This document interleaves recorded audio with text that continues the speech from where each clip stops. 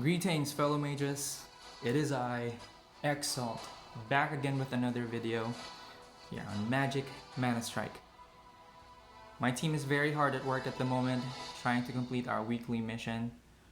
There aren't too many green players from our team, right? So I really appreciate that we have players who are dedicated enough to switch colors and help complete that mission. So shout out to all Death Watch players who are hard at work trying to complete this mission. So we're just a couple of points shy from completing it. Whoo, there you go. All right, less than 50 points now. Keep it up, guys. Keep it up. You guys know who you are. So as an appreciation for what they're doing, I've decided to make this video, and particularly because there aren't too many green players right here, right? Posting videos about their games. So thank you, Orton, for the video. Chewy, Aloysius, thank you guys for your contributions. You guys are amazing. I'll pick maybe one or two of you, two of your matches, and break it down. Let's start with Aloysius.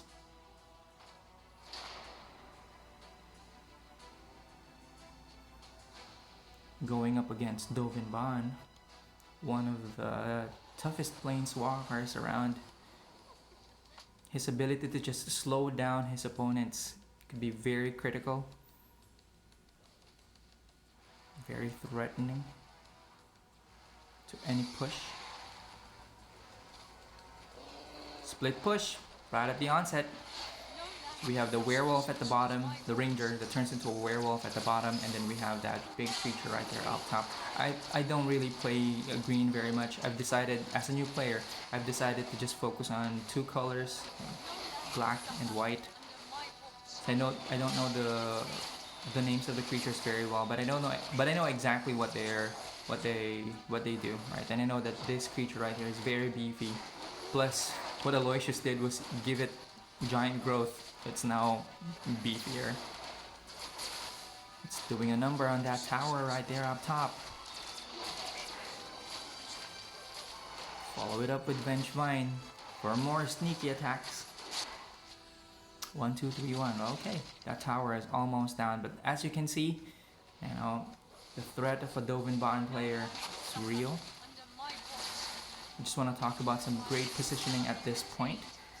Aloysius trying to defend, right? Look at what he did. Let's pause the video for a moment. Okay. As you can see, he was trying to defend. In one of my videos, you heard me talk about target prioritization and latching, right? Because there was nothing in front of Dovin Bond earlier. He's already hitting the tower, right? So he's already latched onto the Guardian. So even if Aloysius dropped Hedron Scouts right there at the back, he did not turn around to attack the Hedron Scouts. That's called latching, right? He's already latched onto his primary target. So now he just ignored the Hedron Scouts that were placed behind him. So you can do the same thing with most other heroes, right? For example, if you're having a hard time trying to deal with Tezzeret, you're not going to put your small creatures in front of the planeswalker, right? You're just giving it to the planeswalker for free. So what you do, you put a tank in front of it, just allow the planeswalker to latch onto that tank, so that his frontal attacks, right, are all towards the tank, and then you place the Hedron Scouts behind. Right? You can also do the same thing with many other creatures. For example, what's the name of that card? Electrostatic Pummeler or something like that. Right? He also does the same attack as Tezzeret. Make it latch onto a tanky creature or maybe a planeswalker, and then that's when you put your Hedron Scouts behind it. Now the Hedron Scouts may be small, but they do pack a punch. And that's why there are a lot of players, even high-ranked players, who use them.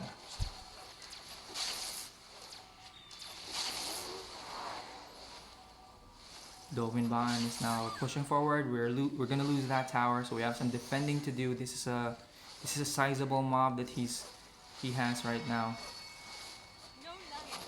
and to continue pushing, even Drop that flying creature, that dragon.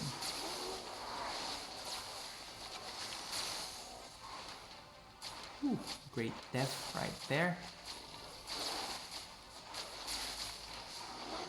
Aloysius is going to continue with the split push.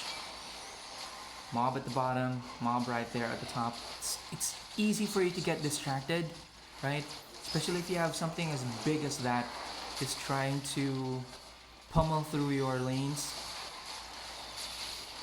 So now the defender has two choices. What do I defend against? Do I defend on top? Do I defend at the bottom? So if you have a single lane harass, sure you have a stronger, mob pushing just one lane, but it's also easier to defend compared to a split push.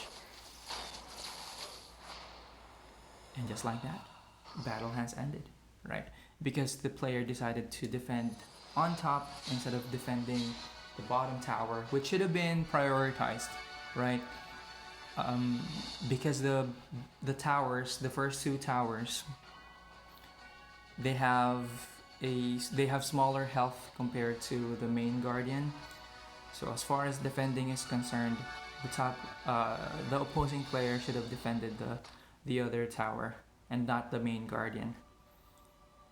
Great win right there, Aloysius. Now let's maybe go for another one. Let's take a look at this match. Alright, we're gonna take a look at this match against this red player. Orton versus Torunara.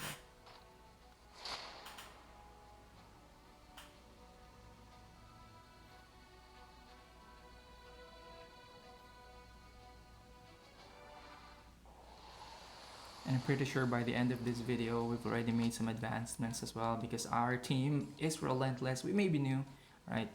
Especially that this is a new game. We may be new, but we're relentless. There's that pummeler, the one I'm talking about earlier.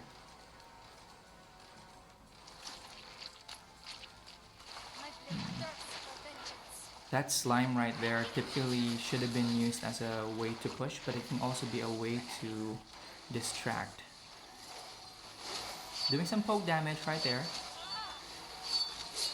Here's that Vengevine for that sneaky attack. See, the angel right here has already latched onto the creature that's in front.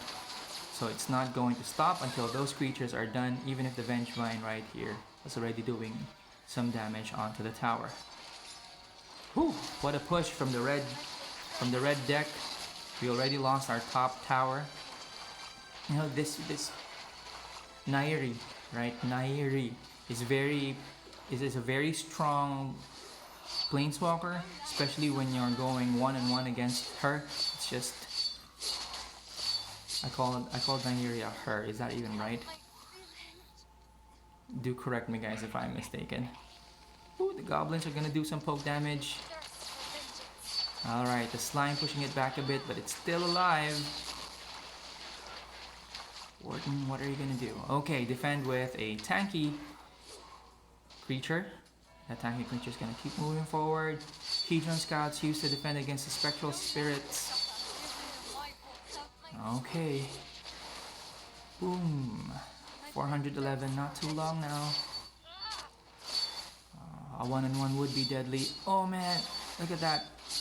So her passive ability is once Nahiri has reached a certain HP, she's gonna go berserk and she's going to use dual swords to attack super fast. Orton has already destroyed the bottom tower. Man, I hope I'm not butchering your IGN. Wharton. Ooh, more poke damage coming from the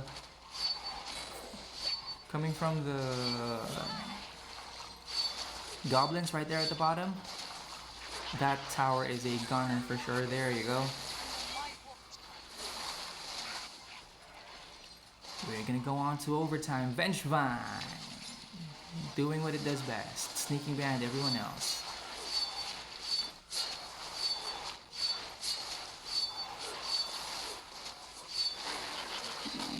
Okay, we're evenly matched at the moment. Or not, because we have slimes just nibbling away. Here comes the Vengevine.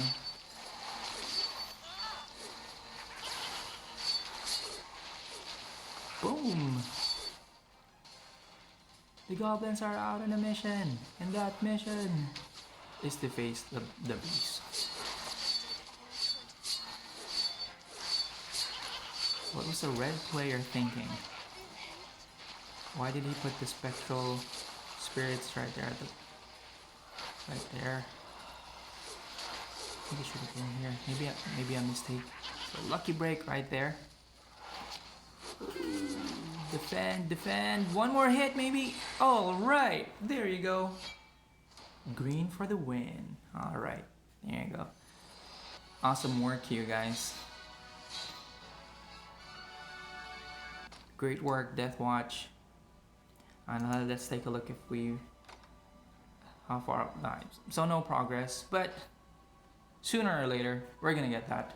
All right. Thank you guys for watching the video. I hope you learned something from the video. Positioning is key, right? Make your opponent latch onto a creature or a hero, and then do some back attack and counter their push, right? Okay. Wow, man, I'm tired. This is probably going to be the last video for the day. Well, I'm gonna sign off now. Exalt here. You guys have a great time. See you in the next video. Peace.